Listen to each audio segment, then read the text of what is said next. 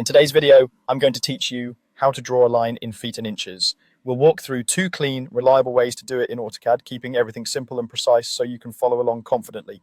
Let's start with the classic approach. First, start the line command. You can click Home, then Draw, then Line on the ribbon, or simply type Line and press Enter. Now specify the first point, click anywhere in the drawing area, or type in coordinates if you prefer typing for accuracy. With the command running, make sure polar tracking is turned on. Press F10 to toggle it if needed. Polar tracking helps you control direction and angle, and you'll see angle hints relative to the x-axis as you move the cursor.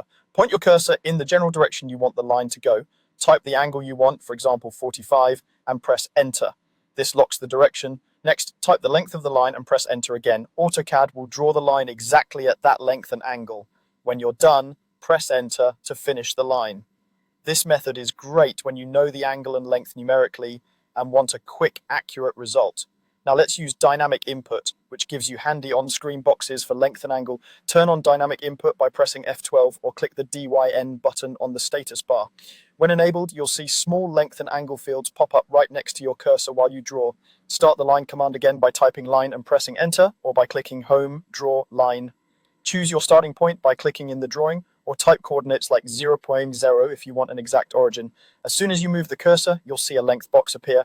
Click in that box and type your length using feet and inches notation such as 6'3", then press Enter.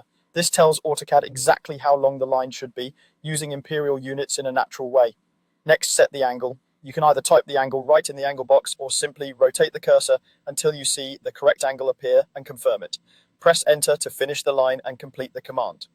A quick tip before we wrap up. These steps assume your drawing units are set to recognize feet and inches. If they are, the 6'3" format will work perfectly.